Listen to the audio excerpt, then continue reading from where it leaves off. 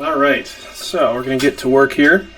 This is a live stream art Q&A with me, Aaron Z. Lee, brought to you in part today by the Oswego Comic Shop.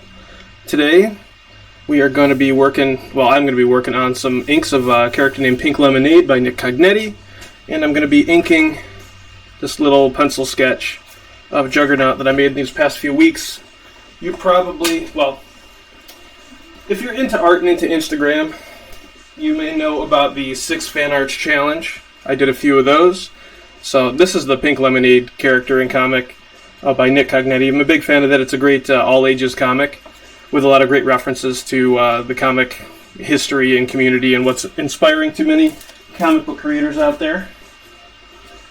I'm going to be checking the chat as we go through this, if anybody has any questions. Alright, so without much more ado here, jump into continuing to work on this Pink Lemonade image that I started inking a while ago. I ended up finishing it digitally, but that doesn't mean you can't go back and work on more traditional media here. Alright.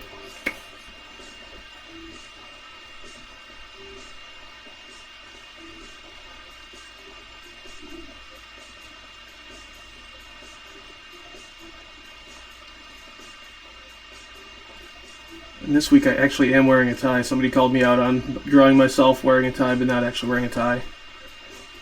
This time I did it.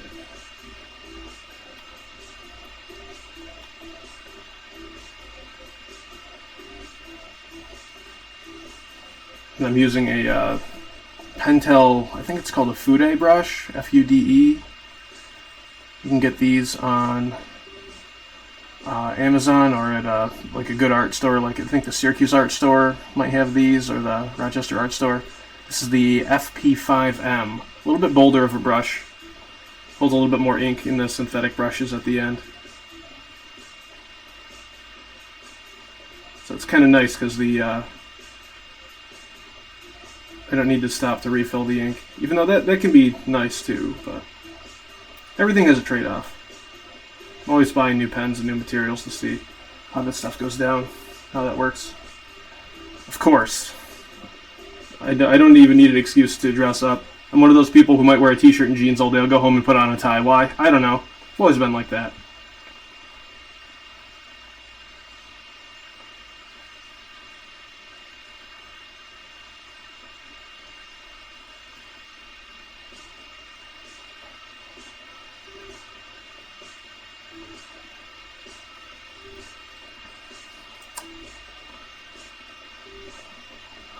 I don't know how much of me you can see on this thing. Yeah, it might be a little bit more zoomed in this time around. That's okay though. We're here for the art. At least I am.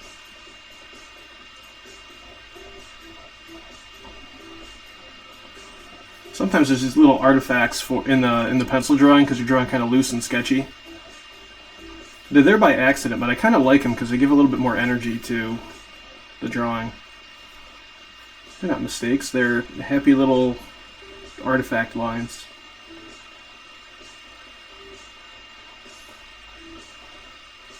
Bob Ross references.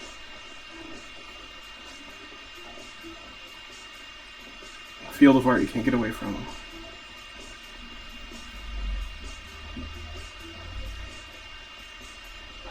Maybe I'll ink like a happy Groot at some point. Have it be a happy little tree. Bob Ross Groot mashup. That's gotta have been done already.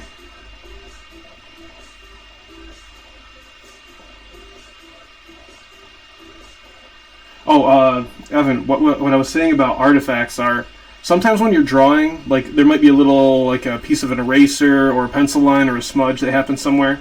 Sometimes I go in and I make those actual permanent lines, just because they provide a little bit of motion, like a little bit more visual interest, a little bit less perfection, maybe. That's something that I've kind of adopted into my style a little bit more in the past 5 or 10 years. I want there to be some imperfections and some dynamic lines that don't always make sense.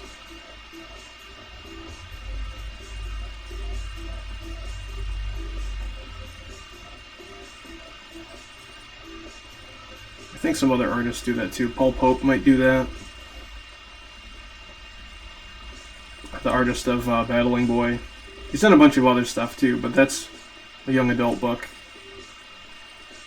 that I can freely recommend. The artwork in that is really cool too.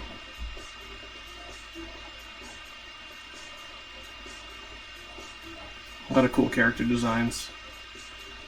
Kind of like Thor and Conan the Barbarian combined with a retro futuristic world with some... The villains look like they're straight out of like a not Disney brand straight to video. The Bob Ross Pop vinyl is a very good seller at the shop. It's a perennial favorite. Can't go wrong with Bob.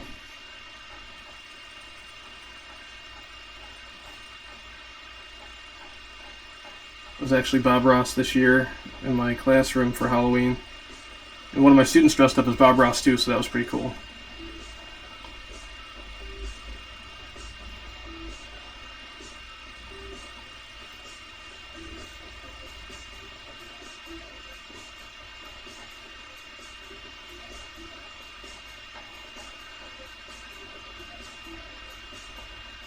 Weird Alpaca asks, do I find myself more or less creative, productive during quarantine?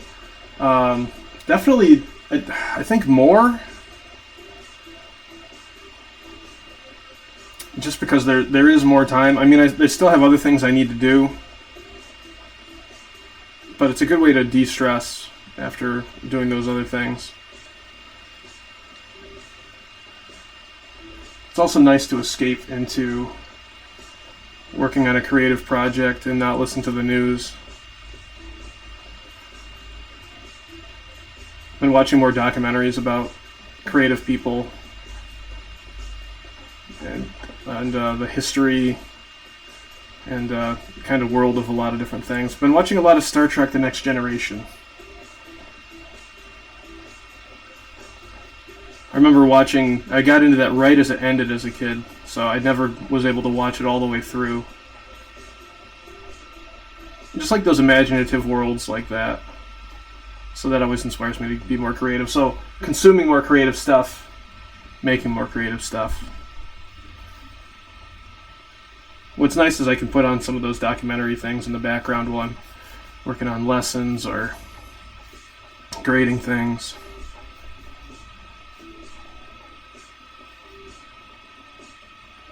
Good distraction.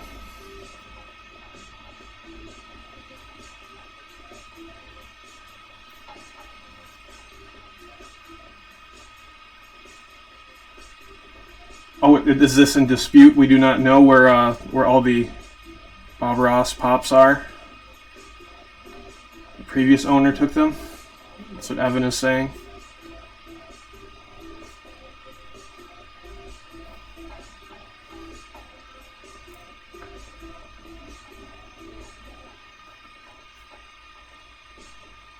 Another nice thing about these brush pens that have barrels of ink is they dry very, very fast. So I could potentially even color this in if I wanted to. Let's see what time we're even at. We're only 10 minutes in. It's very possible.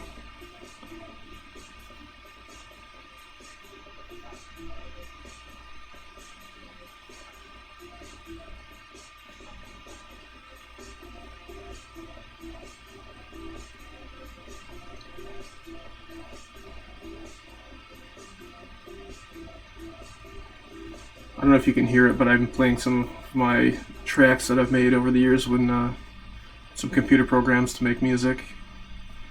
Because I can play those over the internet and I won't get in trouble because I made them.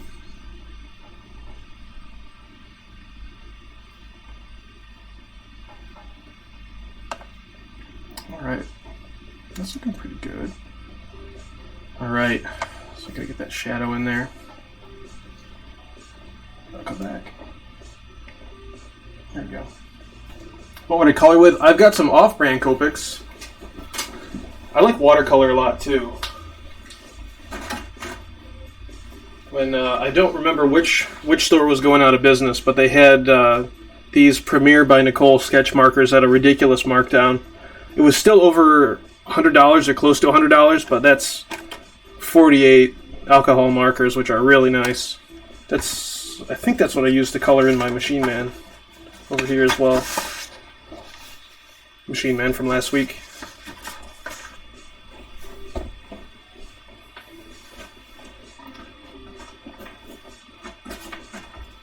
And why those instead of other things to color in with? They're very fast. I like things that I can work fast with, because then I can get more done.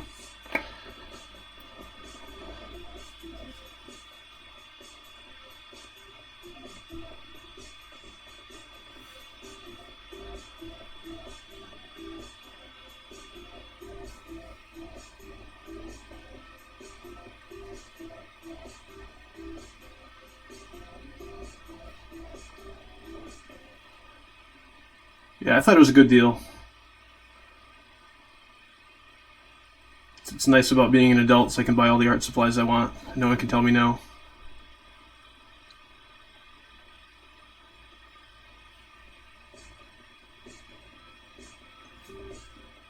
Just bought a fountain pen that I saw in an ad online that can use India ink. So that means you can refill the barrel over and over again, and you don't need to buy special cartridges like a lot of other fountain pens or calligraphy pens. It's coming all the way from Spain though, so I'll be trying that out at some point. Well, speaking of fountain pens, so I think I did break out one. My dad gave me this fountain pen, I don't know, forever ago. It was one that I think was manufactured in England in the 1950s. It's called an Osmiroid, Osmiroid. And this thing is pretty cool. The barrel for the ink for mine is broken, but you can still dip this in ink and draw with it, and it just got a really nice look to it. It's another one of these old tools that are broken, but I keep around because I like the character. It wasn't available from America. Otherwise, I would have. I think it was a Kickstarter, or maybe there's a manufacturer distributor in Spain that's working with an American audience. I didn't read too much of the fine print. I just saw that there's an India ink fountain pen, and I said, "Hey, I'll check that out."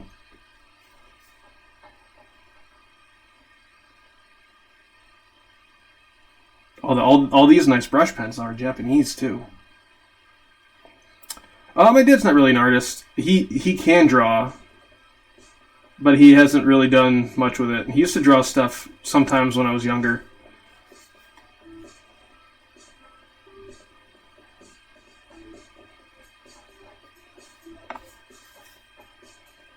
For some reason, a lot of the time I can't just leave a shadow as an outline. Can you guys even see I'm working on the shadow here? Let's see if I can elevate that up a little bit.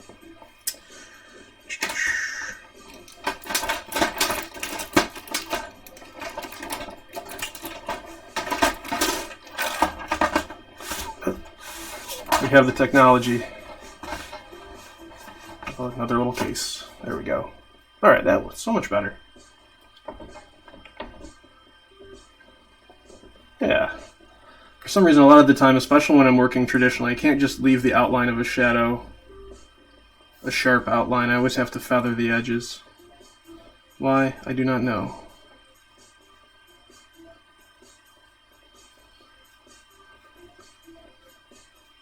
One of those things of like when you're learning how to draw, it's like, hey, if I add a whole bunch of detail around this one thing that can be amorphous, then that'll draw all the attention away from all the other mistakes in the drawing.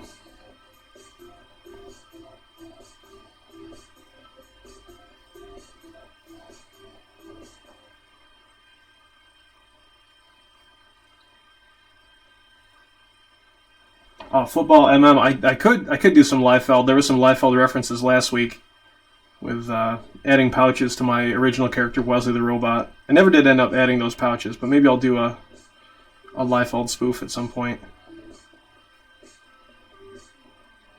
Liefeld's worked pretty hard though since those early days when he had questionable knowledge of drawing people and he had to crank out tons of books.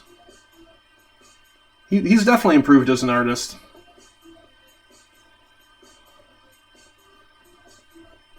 But I'm definitely one of those people who looks at like the fact that people completed something and I go, you know what, there's merit to this, even if there are a lot of problems technically with it. I'll defend Rob Liefeld, defend Nicolas Cage. It's like, hey, they're out there doing it.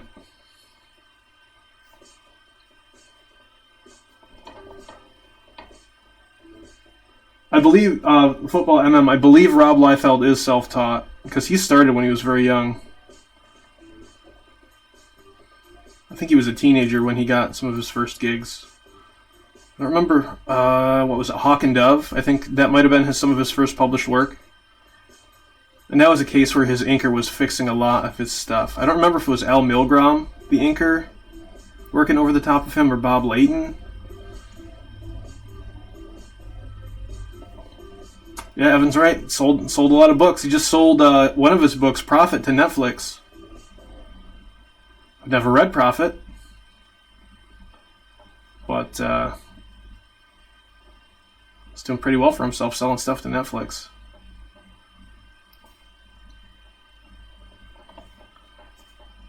If I could sell one of my concepts to Netflix, I'd be doing pretty good.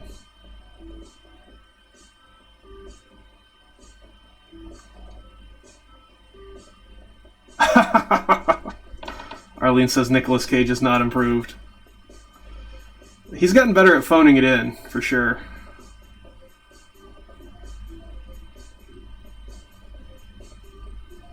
He's an acquired taste.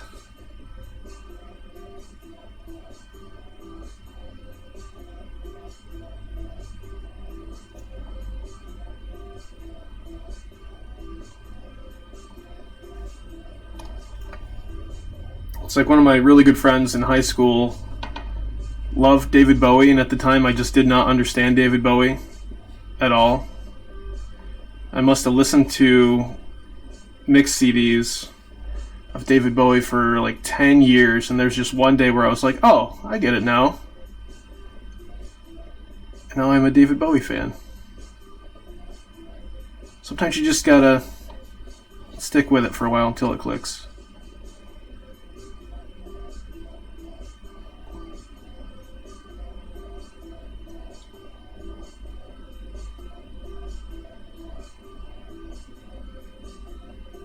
I like The Rock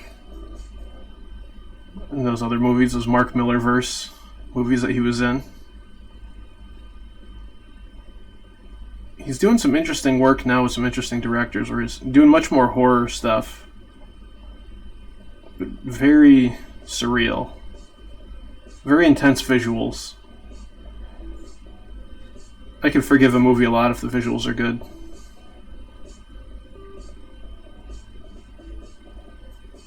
Always looking for good visuals.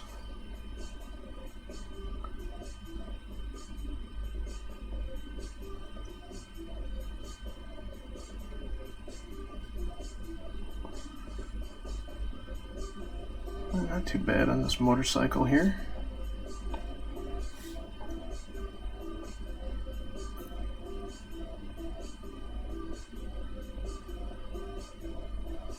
so good. Vehicles, man, they're very tough to draw. If they're even a little bit off, you can tell.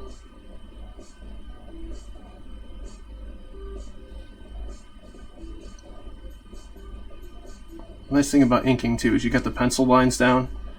So if you see an issue with the drawing, you can try and fix it on the go.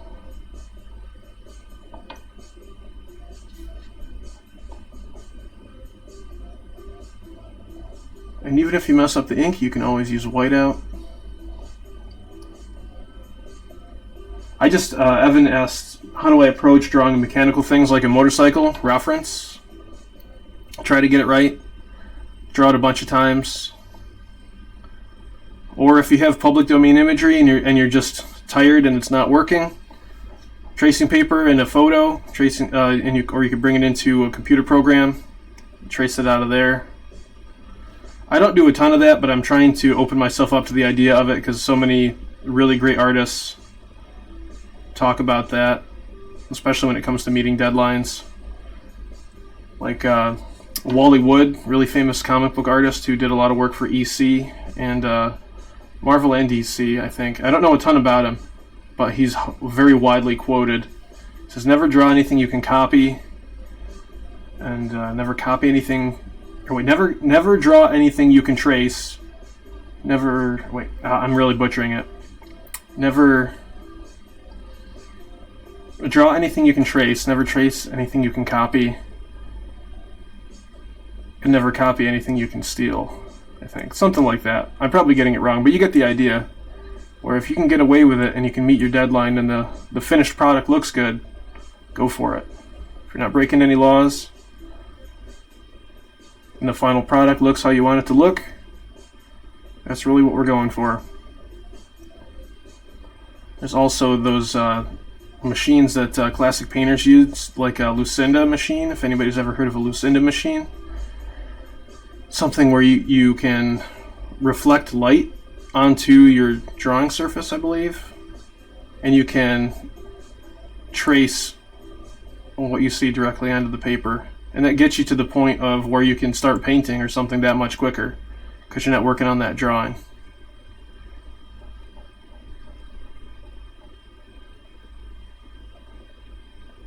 For me, though, I like the imperfection of a human creating an image. That's something I really like, so sometimes I think I get a better result that appeals more to my taste than just tracing, even if it's way off, even if it's way wrong. Well, he's trying to survive in the 50s and 60s in the comic world, so Wallace Wood, maybe questionable integrity. He's definitely a figure that I'm warming up to, that I want to learn more about.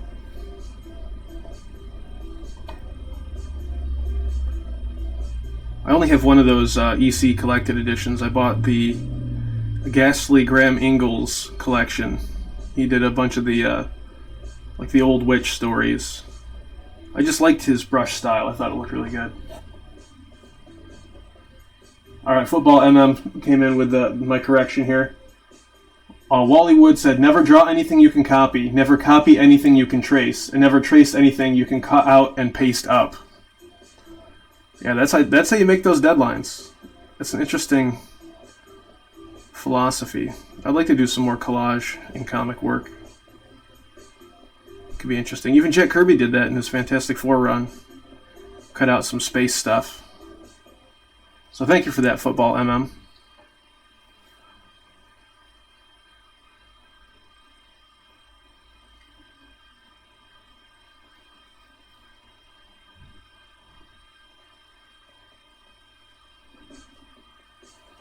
Also, another thing you can do too, even if your drawing is a little off, if you have Photoshop or even Affinity Photo has this, or even Procreate on the iPad has this. They have a liquefy filter where you can kind of like squish around the lines and move them a little bit in different directions. That's a nice way where you can kind of correct a lot in a drawing without having to redraw it. That's been a nice tool. I use that sometimes.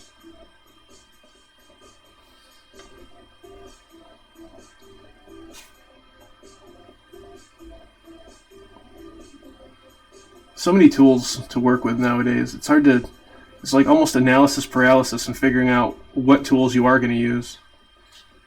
So many bright new shiny things in one direction and bright new shiny things in another direction. It's like why I work with computers and pens and brushes, because it's all pretty cool.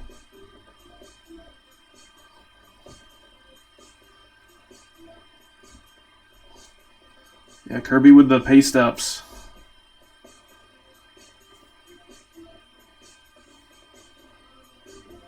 I've got to read those Fantastic Four issues. I think the only solid collection of Kirby I have is his Machine Man run.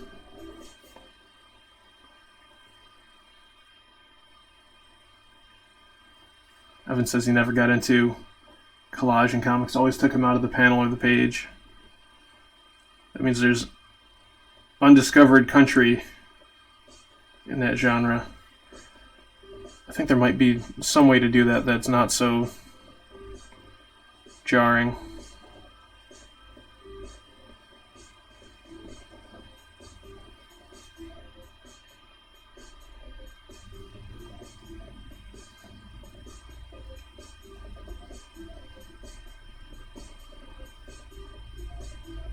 Look at that. What time are we at? Wow, about halfway. Oh, I might get to color on Pink Lemonade today.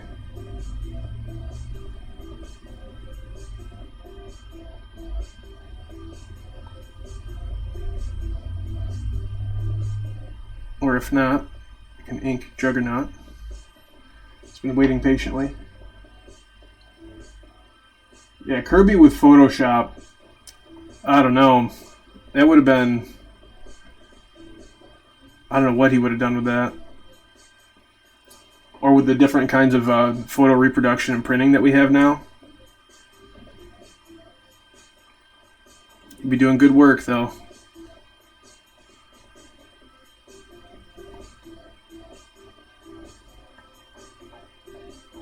In this issue of Wesley the Robot I'm working on right now, there's a flight sequence that's very influenced by Jack Kirby.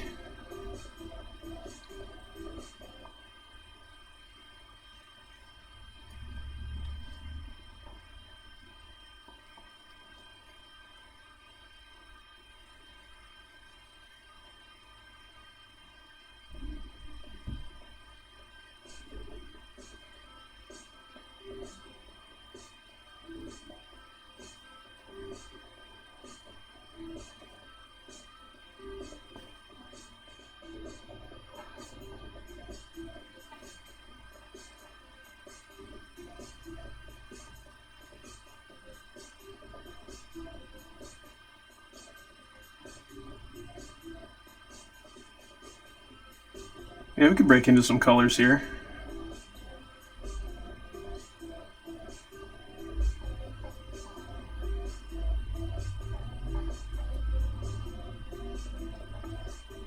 I still have a set of watercolor markers I haven't even broken open yet. I want to see what they do. I won't do that during this, though. I'll stick with something I know I can make a good product with.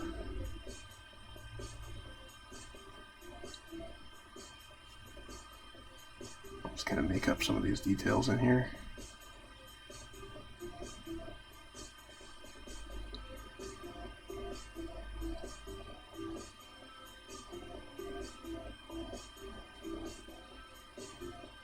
So that's the side of a construct, the side of this vehicle, because it's a show motorcycle.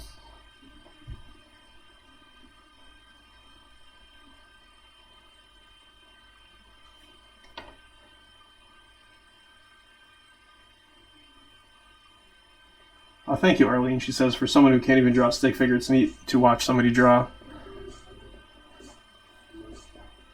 Yeah, I enjoy watching other people draw too. Online, like anybody you can think of, any kind of artist that's around now that's currently doing work, you can find videos of them drawing. There's pretty spectacular ones out there.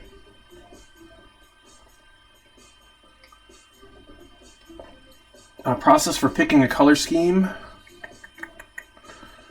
Well, I mean, in comics, everything's kind of story based. I have my favorite color schemes that I'm not exactly sure why I like them, but I do. Like, I like a lot of color schemes that already exist, but my favorite thing is to just tweak them just a little bit.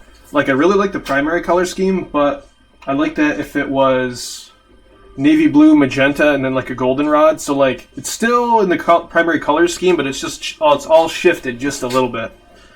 I really like monochromatic stuff or duotone stuff. I think you can get a lot stronger of an impact in visuals if you minimize the colors you're using.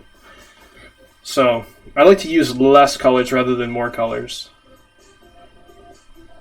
If that answers your question there, Evan. Let's see if I can break out an eraser here. Alright. The most fun thing to do, erase out those pencil lines. Luckily this paper is pretty good. This is kind of like a heavier Bristol. So the paper won't be destroyed as I erase it out. The guy who does this comic, Nick Cognetti, he had just released a new cover for Pink Lemonade #3. Looks like the cover of an Entertainment Weekly magazine.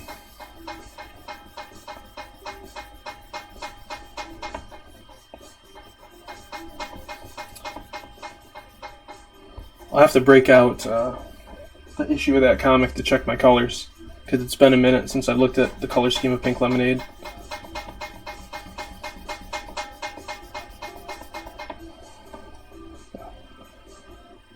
I also really like monochromatic stuff and black and white stuff.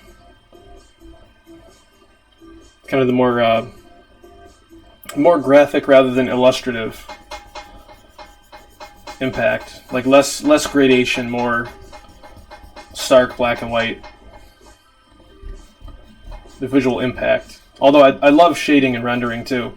It's like all these little conflicts inside the brain of an artist, whether to fully render or make it sharper. Just make crisp edges and very graphic separations of value. The graphic separations of value will get the project done faster though, so that's probably why I edge towards that. Not that all art should be done like as fast as possible, and mine definitely is not, but sometimes it's okay to make life a little bit easier for yourself here and there. Alright. That's how we erase out some stuff. Good old kneaded erasers. Can never go wrong with those. Alright. Conveniently on the cover of this, her costume is all in white and yellow. So I can't tell. Okay, here we go. So we've got like a pink costume with yellow piping in there. Let's see if we can't find just a better shot. There we go. I'll just work on that, and that's just a little bit out of frame. We can work with that. Now will it stay? Stay. Maybe we'll find one from later in the issue and it'll balance better. There we go. That's going to be good. Perfect. All right. Let's break out those Premiere by Nicole.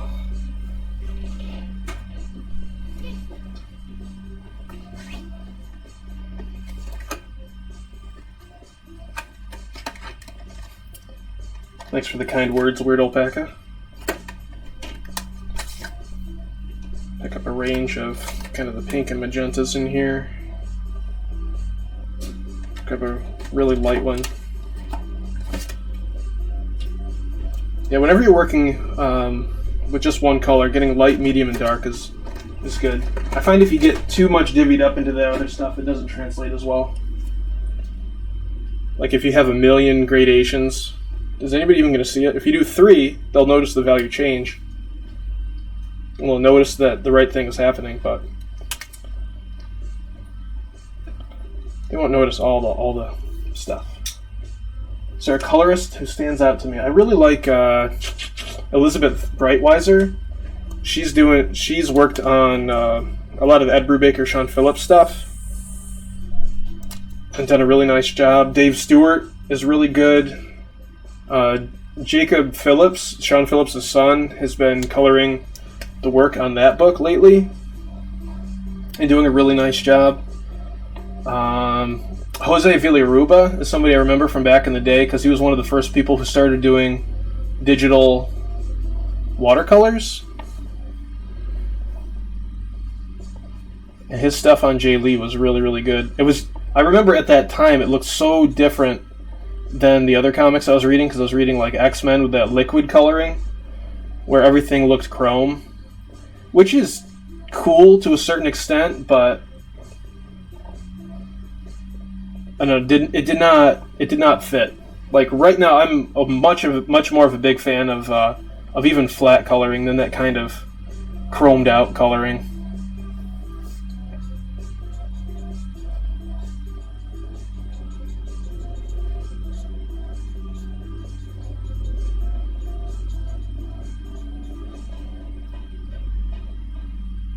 Maybe I was missing that whole avenue there, football MM.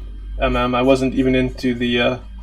We didn't even have any black lights until later on. Never even thought to use black lights with comics. Although, this is new news. If anybody follows the Cartoonist Kayfabe YouTube channel, or Jim Rugg or Ed Piskor, the two guys who run it, Jim Rugg is doing a Kickstarter for a Russian propagandist blacklight comic. That's some new news I found today. So there's our blacklight connection.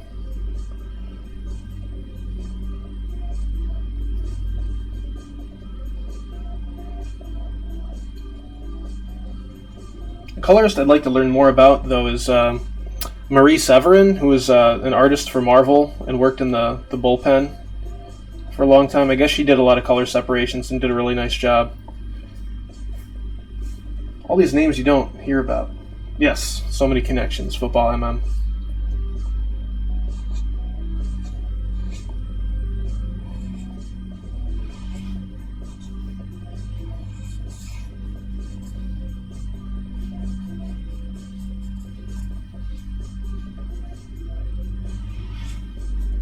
So much stuff to learn, so little time. It's not too bad.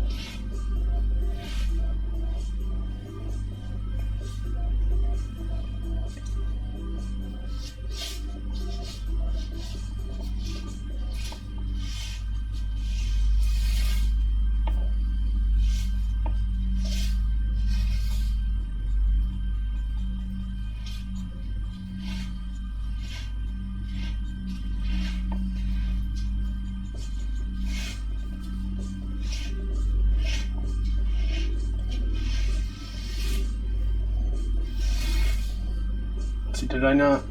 I think I didn't answer one part of Evan's question. How I choose a light source and how it impacts the colors. Well, basically, I don't do a ton of double lighting, which means there's two light sources.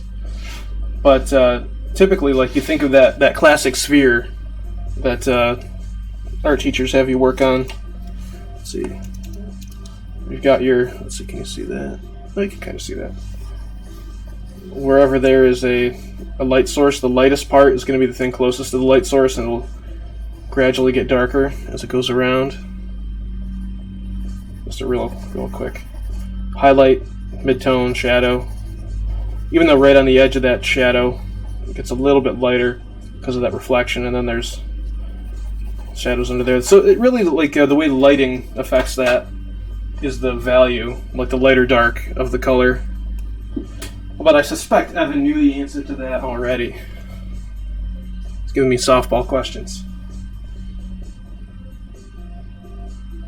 Color flats are when people go in and fill in all the areas that need to be colored in a comic with just a flat color.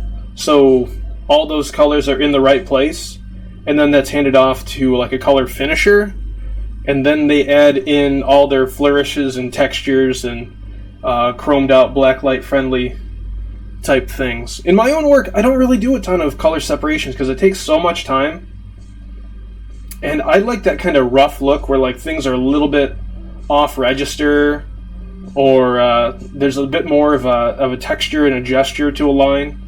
Like Sean Phillips has some of that in his paintings.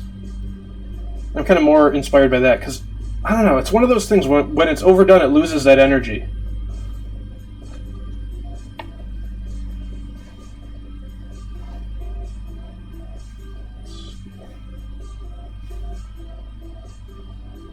All about that energy. Because I'm interested in that humanity.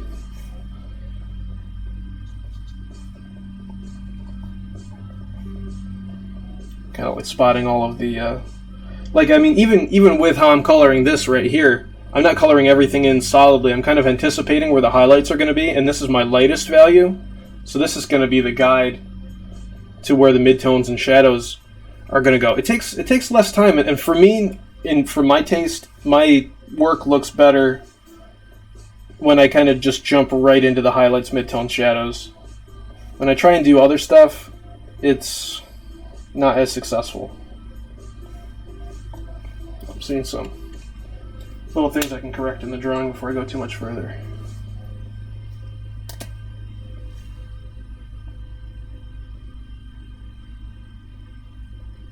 A little different than model, but that's okay. Model meaning the character design as it is in the comic. But we'll roll with it.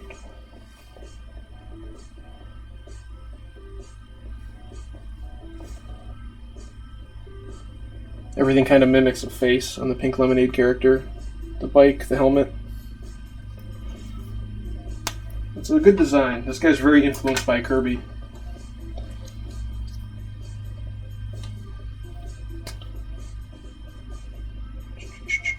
Alright, what are we looking at? Alright, here we go.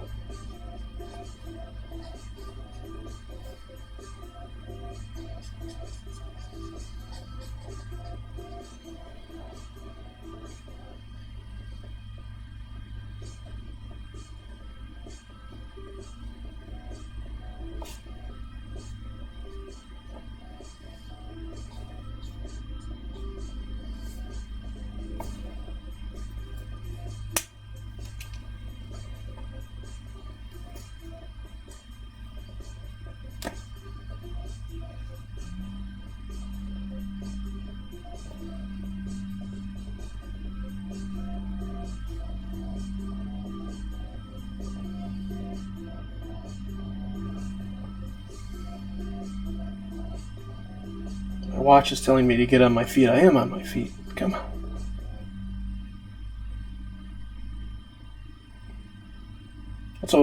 That's why having a drafting table is so nice, because you can work standing up.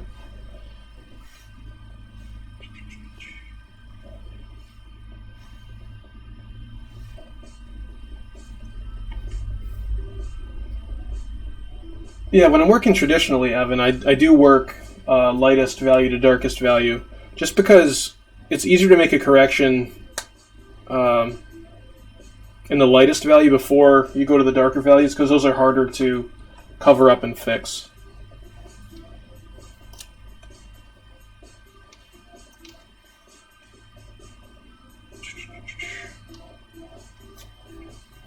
A lot of me just figuring out where the colors are going here.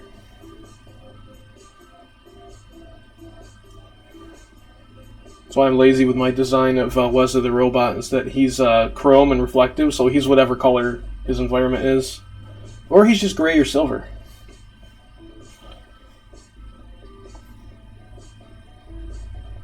Big fan of gray for characters, because you can put super bright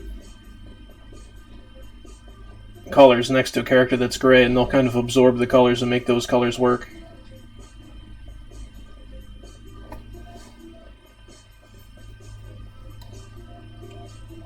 Alright.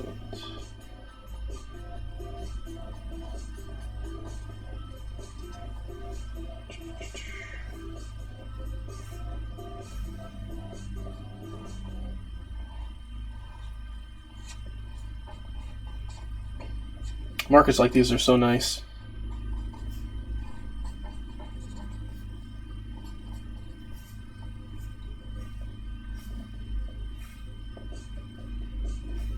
You don't have to fight them to make them work.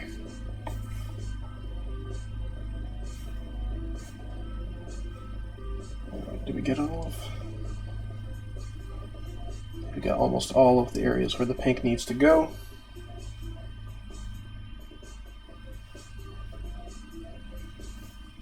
All these little dots are pink.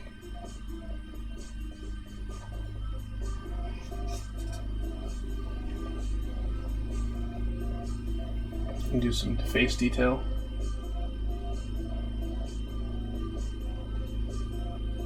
Liquid, Football MM coming in with some more of the trivia here. Liquid disappeared sometime in the early 2000s. Co-founder Aaron Lucen seems to still be working.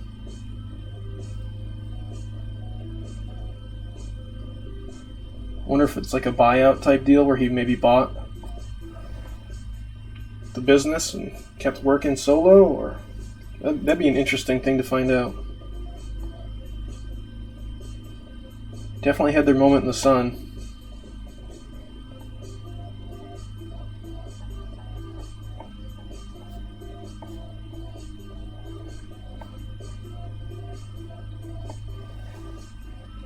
Another nice thing about these alcohol markers is you can blend the colors a little bit.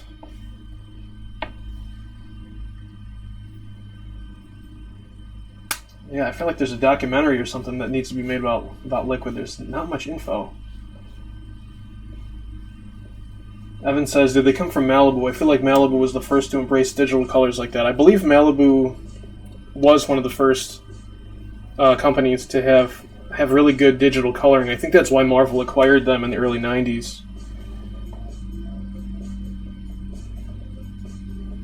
Although maybe it was for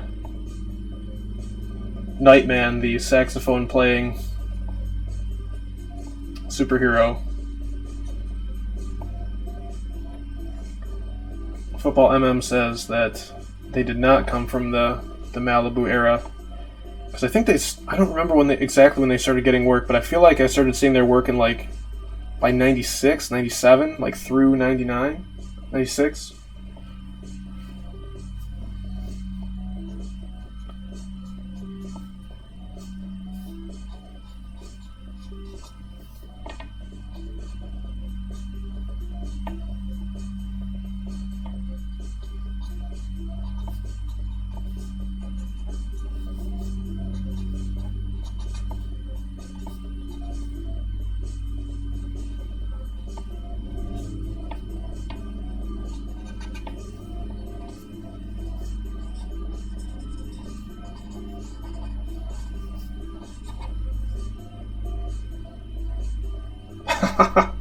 Football MM says, thanks to this drawing demo, I'm the leading expert on Liquid.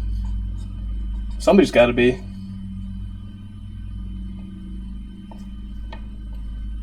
Yeah, they were everywhere for that 5-year time frame for sure.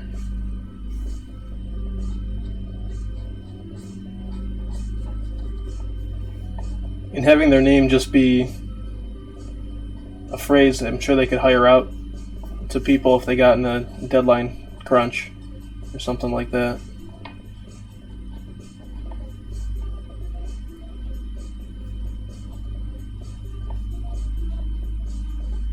It's kind of smart. They have a collective alias, like a Banksy type thing.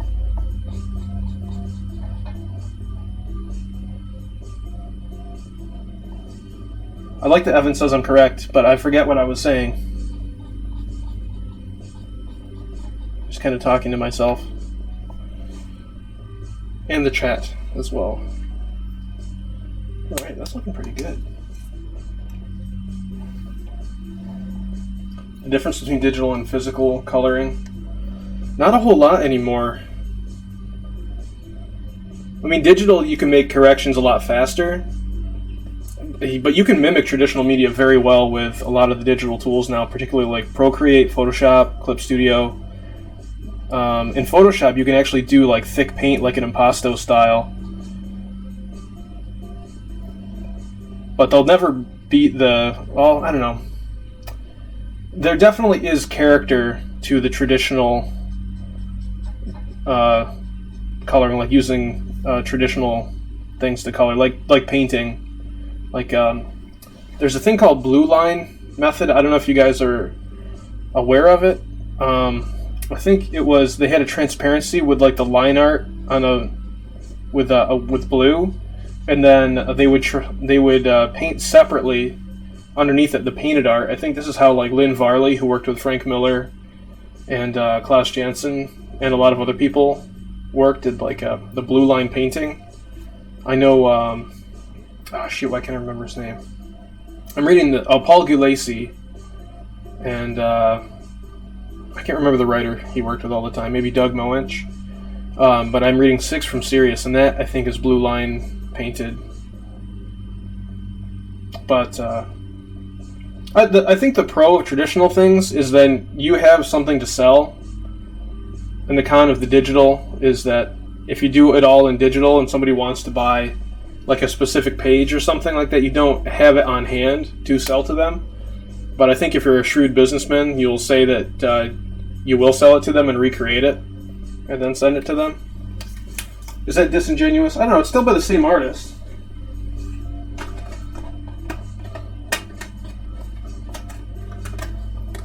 The nice thing about traditional watercolors is they kind of blend into each other. That's kind of harder to recreate digitally, although Adobe does have a new program, a new app called Fresco, which is playing around with art and physics, and watercolor is one of the things that they feature a lot on there,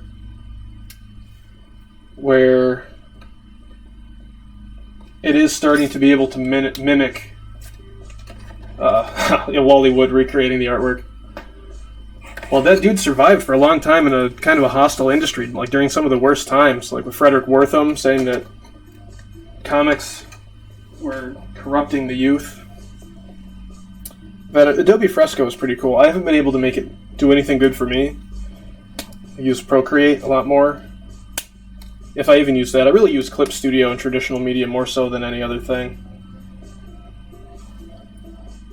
But once I finish this current run of whatever I'm working on, then I'll do an experimental phase where I just use all the stuff.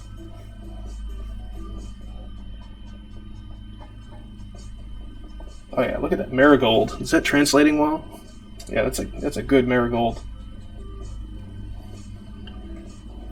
I'm going to start with my citron first.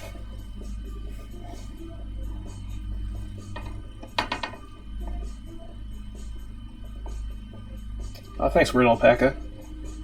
I can't take credit for the color scheme of the character, but I can take credit for how I'm using these alcohol markers.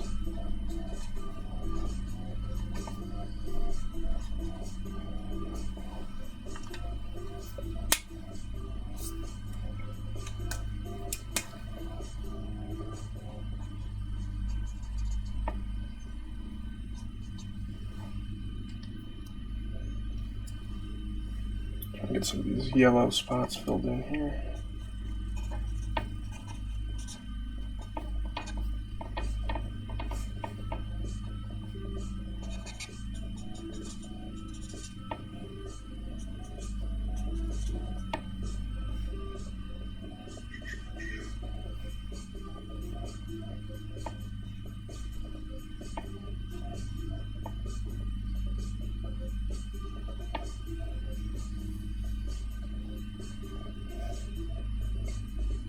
She's got light yellow hair too.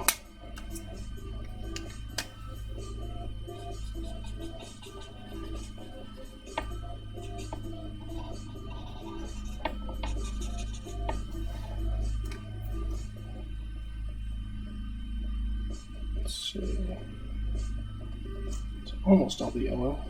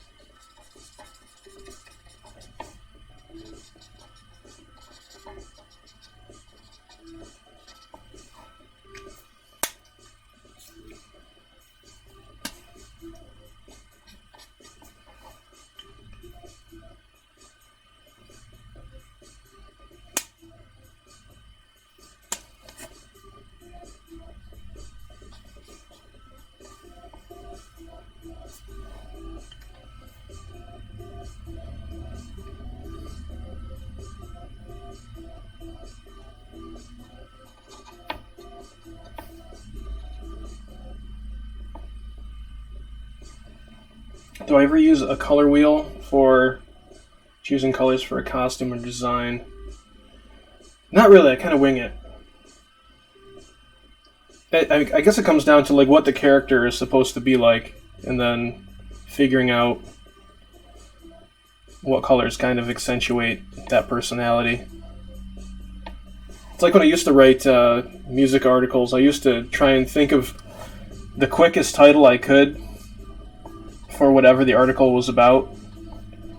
And that was usually the best title I could come up with.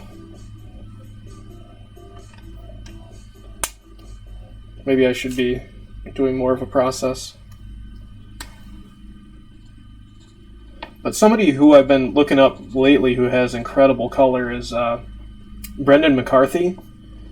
He was more of a kind of like an underground artist. He did a lot of comics for Eclipse Comics, and I think he may have done some stuff for 2000 AD. His colors are incredible. He's coming out of that being influenced by the whole psychedelic thing, but there's a guy who did traditional colors very, very well. Oh, there's another side of the color separations too, where it's actually people cutting out, I think, laminate or something like that to reference where the colors are going to go. That seems so incredibly tedious. I don't think I'd ever want to do that. Maybe I'll change my mind someday. All right.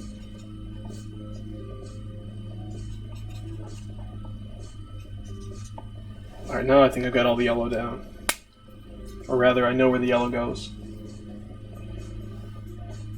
Yeah, football MM is correct. Maybe I will want to cut out those separations. What was it? Henry Matisse was doing paper cutouts towards the end of his life. Maybe that'll be where my career ends up. Who knows? Alright, I think that's okay. Let's back to the color box here. Let's get some nice bright blue. Start to put in some of those dark colors.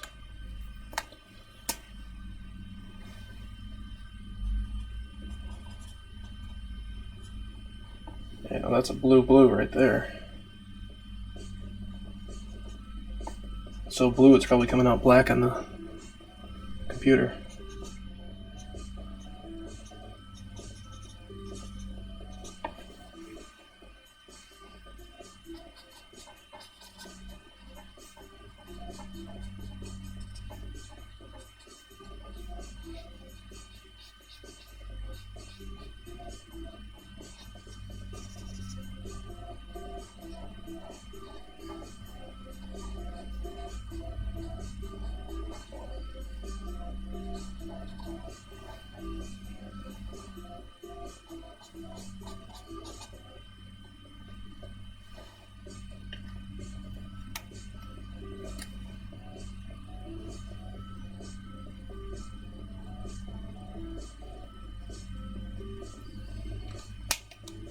Oh, I almost got all the yellow. I forgot one spot of yellow.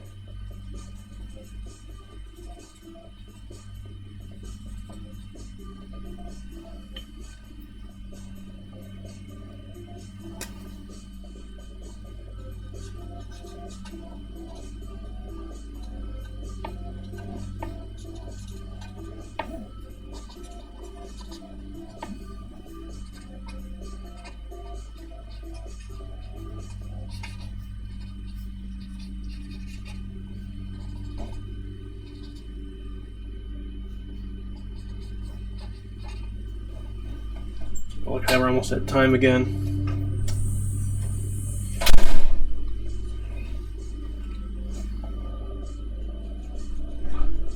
It's like so close to being done though.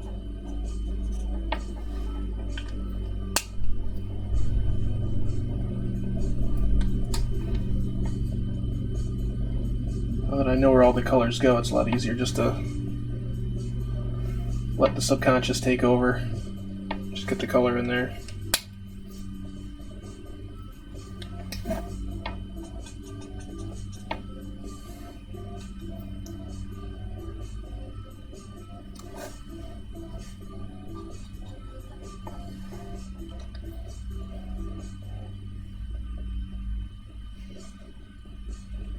It's the only gray I need. I think it's only gray I have left.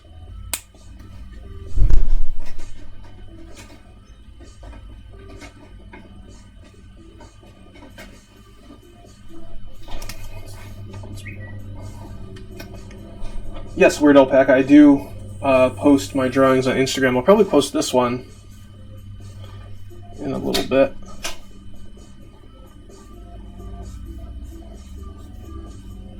The latest things I have posted on my Instagram are the drawings I did for coloring sheets for the Oswego Comic Shop, which I think came out really nice. I definitely want to revisit them. I think there's more to them. I think those could be paintings.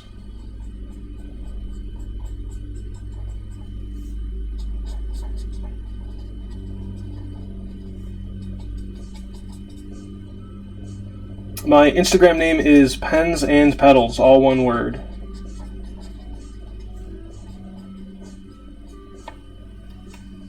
Thanks, Football MM.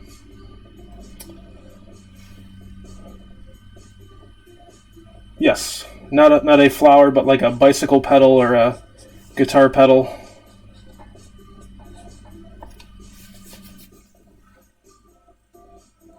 Let's see.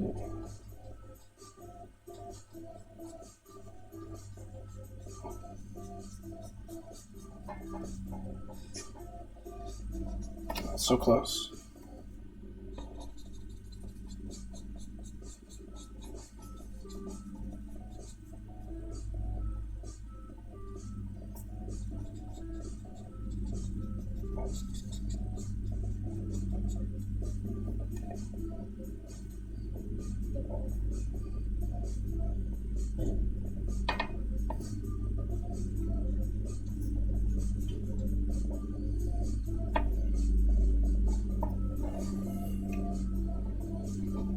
Can't forget that pipe.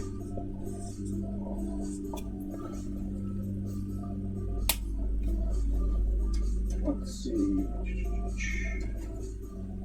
Let's get a neutral gray in there.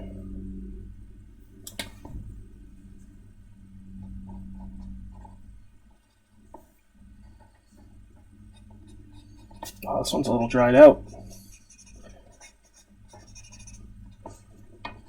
Have to make good use of that grungy look then. Oh, there we go. Now it's starting to work.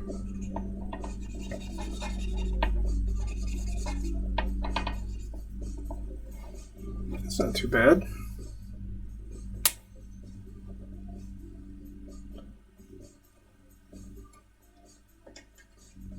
Let's see if we can't bring in a bit more of a skin color. Make her look a little bit more alive here.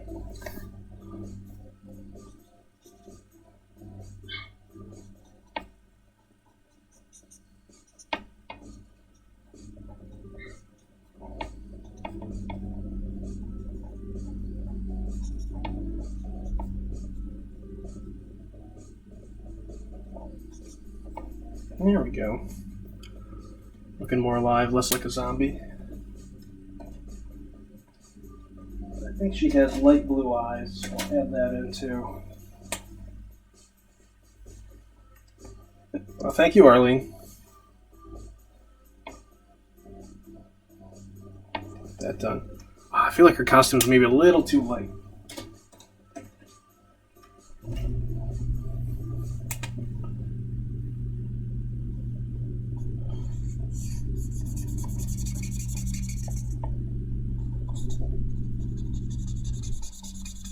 I wonder if that's the same color. I can't remember.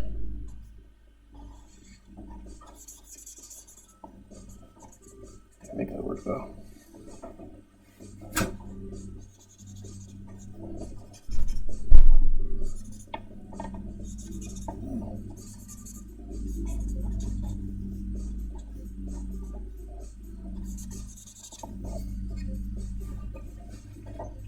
Yeah, that looks better on screen.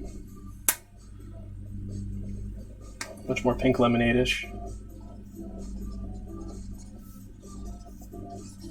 Fun fact, I had some pink lemonade today.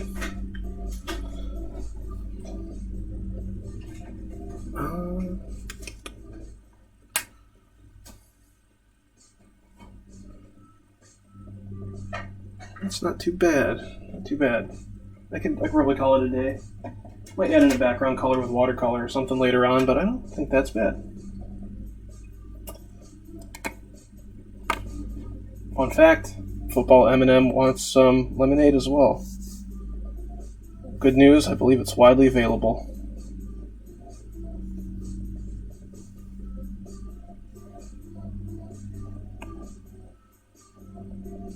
Let's see.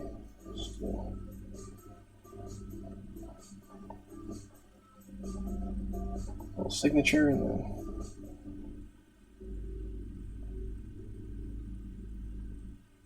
give credit to the original artist.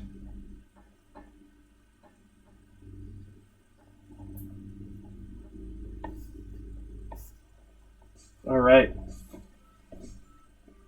I think that is a wrap, and I'm finishing up just about at the same time as I did last week. So once again, thanks for everybody for dropping by and asking some good questions. I had a lot of fun drawing. Got some stuff done I intended to get done, so very productive. Thank you. Hope to see you next week. Same place, same time.